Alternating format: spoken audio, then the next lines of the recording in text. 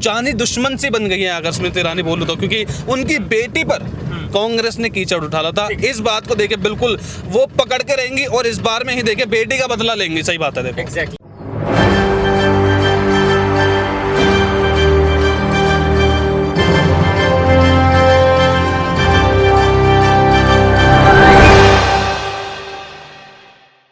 तस्वीरें आप देख रहे हैं इस वक्त मैं यात्रा पे हूं और आप सोच रहे होंगे कौन से यात्रा पे, तो वो हमारा यात्रा है चुनावी यात्रा, यानी गुजरात चुनाव का यात्रा। गुजरात चुनाव का बिगुल फूंक चुका है, तमाम पार्टियां मैदान में आ चुकी हैं, चाहे वो अरविंद केजरीवाल जी हों, आम आदमी पार्टी हो, बीजेपी हो या फिर कांग्रेस, सब लोग ज़बरदस्त तरीके से तैयारी कर रहे हैं। जेपी नड्डा, अमित शाह जी लगातार गुजरात का दौरा भी कर रहे हैं। और जाते जाते मेरे सहयोगी इस वक्त मेरे साथ मौजूद हैं, पीयूष, आपका भी बहुत बहुत स्वागत है। धन्यवाद। और हम लोग चाह रहे थे कि चलते चलते बातचीत कर लेते हैं कि क्या मुद्दे होंगे, किसका पलड़ा भारी है, क्या क्या दिल्ली के मुद्दे ऐसे हैं, क्योंकि देखिए अभी ऑन द वे ही हैं हम लोग, तो दिल्ली से ही गुजर रहे हैं, तो मैंने सोचा कि करके एक अपलोड करते हैं ताकि दर्शकों का क्या रिएक्शन आता है वो भी करेंगे। पीयूष, हम लोग निकल रहे हैं, वहाँ के लोगों से बातचीत होंगे, वहाँ का मूड क्या होगा, तमाम सवालों पे आए, लेकिन सबसे पहले दिल्ली है तो दिल्ली से सवाल, क्या वाकई में दिल्ली के मुख्यमंत्री सीएम अरविंद केजरीवाल जिस मंशूबे से, जिस इरादे से गए, क्या गुजरात में पूरा होने देगी गुजरात की जनता और बीजेपी? देखिए गुजरात की जनता को अगर अब बात करें गुजरात की जनता की, तो देखिए जनता को अब आपने लिया है तो दोनों की जनता यानी कि दिल्ली और गुजरात की जनता बेहद ही, मतलब आप कह सकते हैं जमीन आसमान का फ़र्क है। क्योंकि गुजरात में आप देखिए व्यापारी लोग बहुत ज़्यादा हैं, दिल्ली की जो डेमोग्राफी है, जनता जो है वो बाहर से आकर बसेगी। आपको भी पता होगा कि यूपी और बिहार की जनता काफ़ी है, तो इसलिए जो गुजरात की जनता है वो मेरे ख्याल से, मेरा जितना मानना है कि वो अरविंद केजरीवाल के फ्री के मॉडल में, जैसा कि मोदी जी ने बोला था कि रेवड़ीवाल, तो ये रेवड़ी के चक्कर में देखिए मुझे नहीं लगता कि गुजरात की जनता जो है वो उनके लालच में फंसेगी। और ऐसा हो सकता है कि यहाँ पे बीजेपी को इस बार से ज़्यादा बहुमत में, मतलब ये बिल्कुल ठीक है। यानी कि पीयूष ये कह रहे हैं कि दरअसल जो फ्री की रेवड़ी यहाँ पे चल रहा है, यानी कि बिजली फ्री दे रहे हैं, पानी फ्री दे रहे हैं, बस फ्री कर रहे हैं महिलाओं के लिए, वो ये गेम प्लान नहीं चलेगा। लेकिन पीयूष आप कह रहे हैं नहीं चलेगा, लेकिन केजरीवाल जी यही कह रहे हैं भाई यही सबसे बड़ा हमारी ताकत है, यही हमारी सबसे बड़ी मजबूती है। बिल्कुल, मैं उनके इस कथन से बिल्कुल वाकिफ हूँ और मैं सहमत हूँ बल्कि इनसे कि वो जो कह रहे हैं वो बिल्कुल सच है। क्योंकि दिल्ली में मैं देखा है, पंजाब में देख लिया हमने, भगवंत मान ने जो वादे करे थे, केजरीवाल जी ने वो जो वादे करे थे वो बिल्कुल देखे हैं। तो इसलिए अगर हम बात करें कि जो रेवड़ीवाल जी, जैसे कि भाजपा बार बार बोलते हैं रेवड़ीवाल, तो केजरीवाल जी ने जो वो बोलते हैं वो करते भी हैं। लेकिन गुजरात की जनता, जैसे मैंने पहले बोला कि वो फ्री के लालच में बिल्कुल भी नहीं आने वाली। और यहाँ पे हाँ, सूरत में जैसा कि हमने देखा था कि 2019 में जब सूरत के कॉर्पोरेटर्स के चुनाव थे 24 सीटें जीती थी, लेकिन वो फिर दोबारा वही कि कांग्रेस की सीटें खाई थी उन्होंने। बीजेपी को नुकसान नहीं होता उसमें, कांग्रेस को नुकसान होता। और हाँ, कांग्रेस को इस बार भी देखिए नुकसान होगा, जो कि 2-4 सीटें या फिर हम कह सकते 10-15 सीट भी आएंगी, वो केजरीवाल की कांग्रेस की सीट होंगी, जो कि कांग्रेस हारेगी। लेकिन अब देखिए एक सवाल मुद्दों पे आते हैं, फिर उसका एक सर्वे भी आया दर्शकों जो हम आपके सामने रखेंगे। लेकिन सर्वे पहले, सबसे पहले ये बात करते हैं कि आखिर मुद्दा क्या होगा। अब पीयूष, जैसा कि आपने बताया कि चाहे वो केजरीवाल जी हों, आम आदमी पार्टी हो, बीजेपी हो, कांग्रेस हो, इन सब के लिए जो है इस रेस में कांग्रेस बाहर है। लेकिन मुद्दे क्या होने वाले हैं? क्या इस गुजरात चुनाव में महंगाई, बेरोजगारी जैसे ही मुद्दे हैं, आम लोगों के मुद्दे हैं, या फिर कुछ कंट्रोवर्सी नया आएगा? देखिए बिल्कुल, यहाँ पे कंट्रोवर्सी तो देखिए शुरू हो ही चुकी है। अगर मैं देखिए नॉर्मल मुद्दे तो हमेशा चल ही रहे हैं, ये है नहीं कि बेसिक जो मुद्दे महंगाई, गरीबी, बेरोजगारी, ये सब तो देखिए केजरीवाल जी ने पहले से ही चला रहे हैं। अब बीजेपी उतर जाइए, जो बीजेपी वही बीजेपी देखिए जो रेवड़ीवाल मोदी जी ने बोला था। अब अमित शाह देखिए वहाँ पे फ्री का ऐलान करेंगे, 3000 रुपये की बिजली हम फ्री देंगे, वहाँ पे अमित शाह ऐलान कराए हैं। अब राहुल गांधी भी जब वहाँ पे यात्रा करेंगे, जब उनकी जो पदयात्रा है वहाँ पे जाएगी, तो उन्होंने पहले से प्लान बना रखा कि ये चीज़ें हम फ्री देंगे। तो ऐसा नहीं है कि सिर्फ केजरीवाल जी ही देखिए रेवड़ी फ्री बांटे, बीजेपी, कांग्रेस सब फ्री बांट रहे हैं। लेकिन आपने मुद्दा बताया तो देखिए करंट मुद्दा देखिए, बीजेपी जो जान पूछ के लाई है वो है पीएफआई का मुद्दा।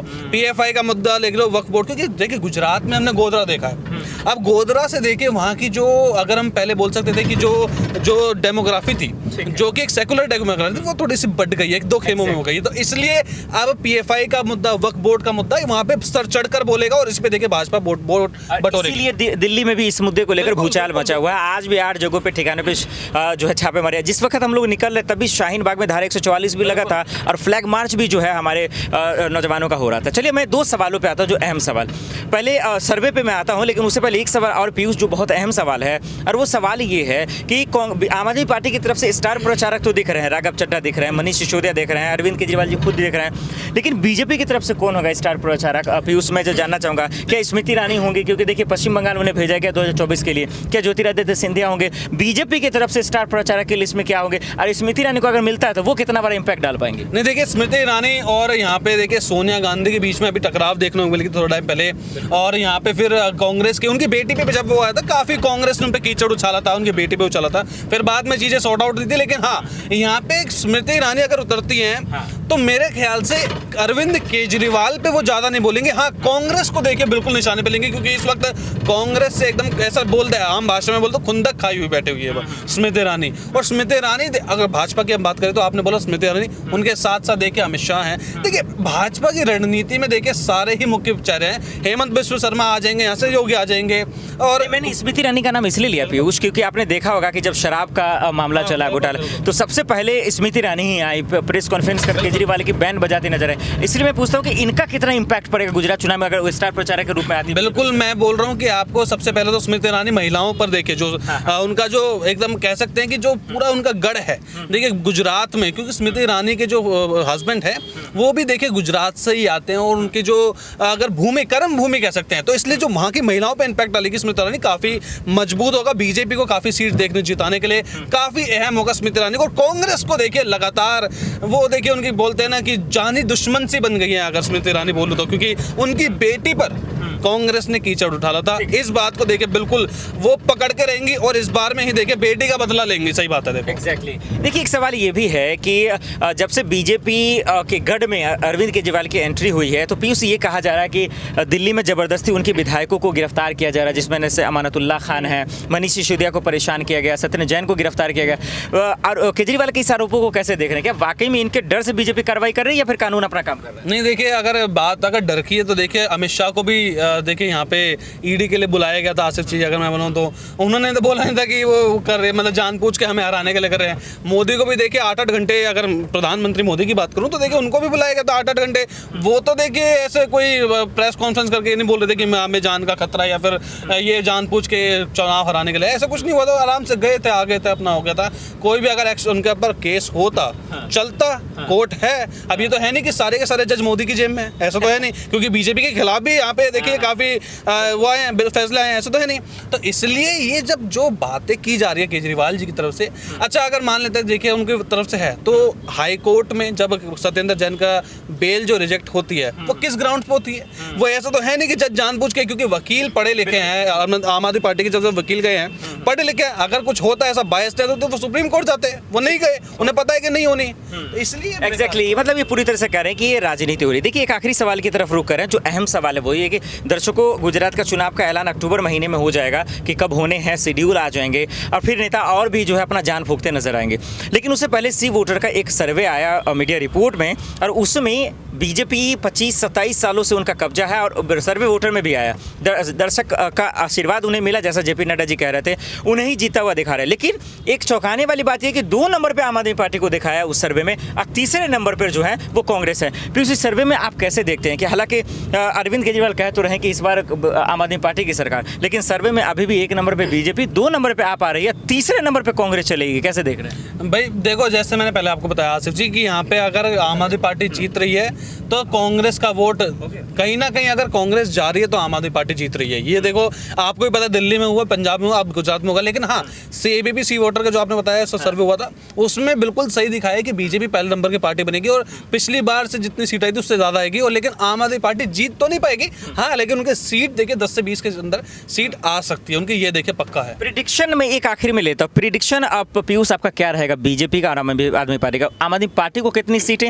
और बीजेपी को जो पिछले मिलने वाला है, 99 सीटें के आसपास है। कैसे देख रहे हैं कि उनको इस बार कितनी सीटें आ रही हैं? देखिए बीजेपी को, देखिए इसमें अगर हम देखा जाए तो बीजेपी को कम से कम 10 से 15 सीट की बढ़त मिलेगी और उतनी सीट देखिए आम आदमी पार्टी जीतेगी, क्योंकि कांग्रेस की उतनी सीट जाएगी। तो कांग्रेस का नुकसान यहाँ पे होना पक्का है। कांग्रेस के दोनों जो वोट्स हैं वो आम आदमी पार्टी को भी जाएंगे और बीजेपी को भी जाएंगे। चलिए, बहुत बहुत शुक्रिया अपने समय से बातचीत करने के लिए। तो ये हमारा एक चुनावी यात्रा था जिस पे हम लोग निकल रहे हैं और शाम के वक्त हम लोग जो है लगभग फिर कहीं पे स्टे करेंगे, फिर बातचीत करेंगे, फिर से जो हर एक अपडेट्स देते रहेंगे और गुजरात पहुंचकर हर एक अपडेट्स आपको पहुंचाते रहेंगे। लेकिन पीयूष का प्रिडिक्शन, सर्वे जो है और तमाम मुद्दे जो आपने सुना, इससे समझ में ये आ गया कि गुजरात का चुनाव दिलचस्प होने वाला है। आम आदमी पार्टी और बीजेपी के बीच में फाइट होने वाला है। कांग्रेस का सफाया होता हुआ दिख रहा है। देखते हैं कि आखिर गुजरात की जनता किसको आशीर्वाद देती है और किसके सपने पे पानी फेर देती है। चलिए, आज के लिए इतना ही। मुझे दीजिए इजाजत और आप देखते रहें SPN9 न्यूज़। अच्छा, साथ में आपको ये भी बता दें कि हमारे कैमरामैन भी सुमित हैं, इस यात्रा में शामिल हैं जो इस वक्त है। बाकी खबरों के लिए देखते रहे Next9 न्यूज़। नमस्कार।